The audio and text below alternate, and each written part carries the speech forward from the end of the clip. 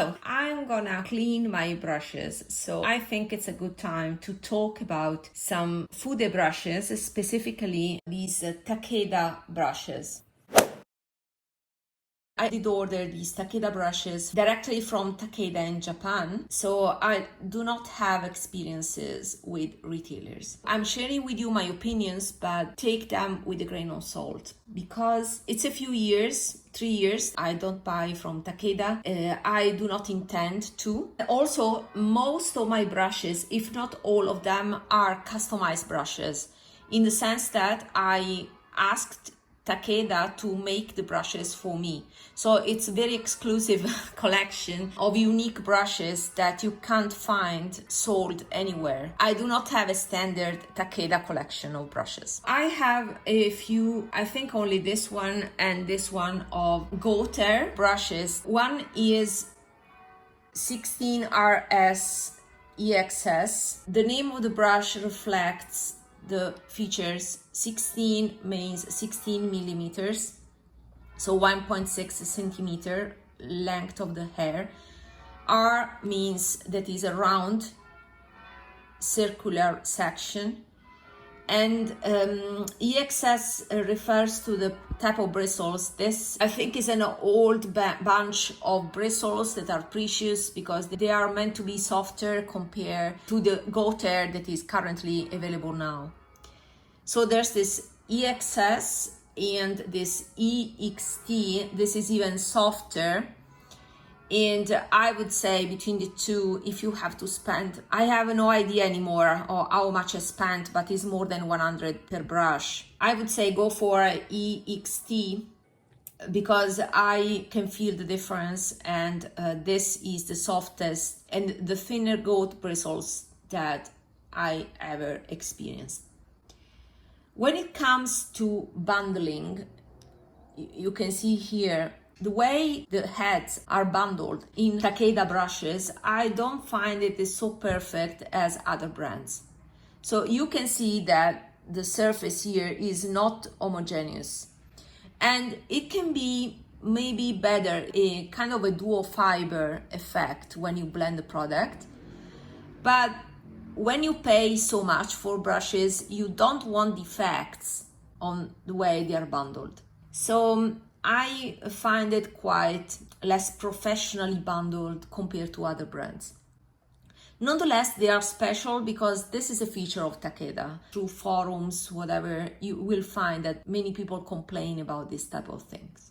I also chosen myself the handles, and I wanted something traditional. The most traditional handles are these ones that are half red and half black, and also they come when you buy them, they arrive in envelopes that have the traditional colors of Takeda. I decided that for my brushes in Squirrel, I would have chosen this traditional lacquered black and red handles, and you can also choose to engrave whatever you want, your name, whatever.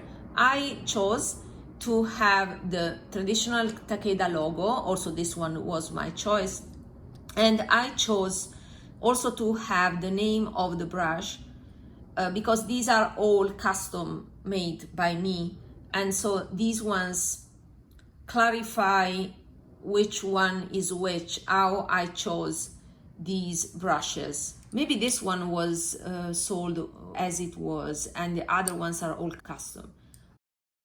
I remember that most of them were custom. So, for example, I like the 16 length, so that I have them in two versions here.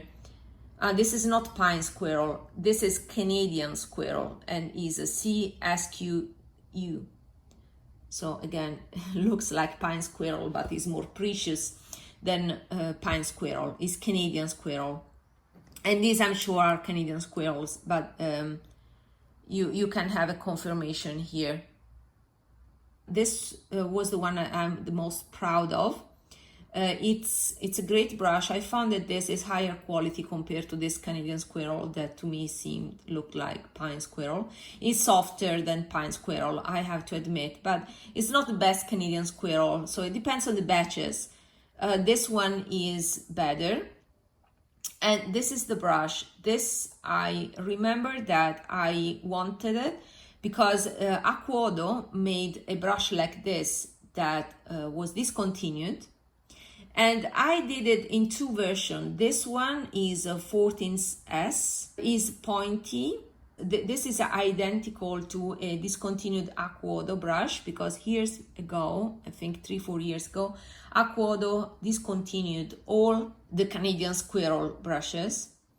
And I wanted to reproduce exactly the head of that Aquodo brush. And then there was one that with a little bit longer hair, but I prefer the shorter hair version. This is an amazing brush. So it's one of my favorite of Takeda and goes in this group of my favorite from Takeda. So these are must-haves, and I will go through these in the end. This one is a pencil brush because I wanted a pencil in Canadian squirrel hair to mimic the glorious Suku S brush, but with Canadian squirrel. So this is one, you see the name of the brush here. And if you want, you can order a brush like this. So you just give the name of the brush, they will make it for you. It's a nice brush. I don't use it often because I realized that when it comes to pencil brushes, since I use them with pencils, colored pencils, then I prefer goat hair, is sturdier, or even synthetics compared to Canadian squirrel, because Canadian squirrel, then you don't want to ruin it, right? Such an expensive brush, so you don't want to use it with eyeliners. It's better to use them with powders. So since I tend to use eyeliners, then I rarely use this brush. And then I have another series of brushes that I picked in the black lacquered handle, and these are the Kolinsky brushes. And this is the most expensive fiber, most expensive hair of them all. What to say about this? For me, it's a waste of money, personally, because I cannot distinguish, honestly, too much a Kolinsky brush compared to a sable brush. This is just the sable hair, and I think it's the best choice because it gives the same properties of this, but with much cheaper prices. Kolinsky is a subset of these whistle brushes with a certain quality. They are silky, they are smoother, but much more expensive, to the point that nowadays it doesn't make sense anymore to choose a Kolinsky brush. You get the same result with this. So I would recommend Sian Richards or Isum brushes. These are targeted to makeup artists and they are more reasonably priced. These ones are so expensive that I don't see the reason anymore to buy these type of brushes.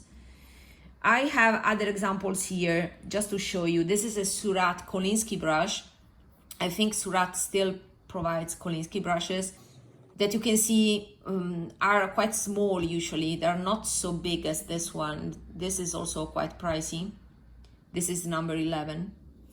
And I just want to show you a old addiction brush.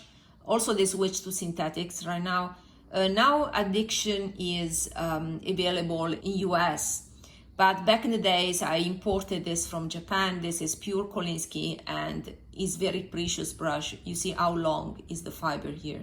My point is, if I had to spend to make a custom brush to buy from Japan, pay import taxes, then the brushes should be very special. And for me, the most special are only these two. And I have to say, if they are small brushes, I prefer this handle. You see how beautiful it is. This specific brush is again another Kolinsky one, 4SST, but it's so small that I like it just for the handle. I think it's the only one that I have this way. But if I could go back, I would make all my Takeda brushes with this handle here. And maybe keep one or two with this glorious, this is the original Takeda handle. So these two are my favorite handles, and these two are my favorite brushes So this one, 19 FOV D32 EXT. I don't know if they still have this quality of gold. This is amazing, but I don't use with liquids. Do not do that, because this is as precious as Canadian squirrel. So I use only for powders, for finishing powders, because it is in the finesse of the bristles that you can see, that you can truly experience the preciousness of this brush. And this is my other favorite. I don't have a ranking. They are all ranked the same at the top, best of the best. And this is another special brush that I would repurchase again. SH14 SRS CSQU. These are splurges that personally I wouldn't do anymore, but I'm happy to have them, especially these two. Bye.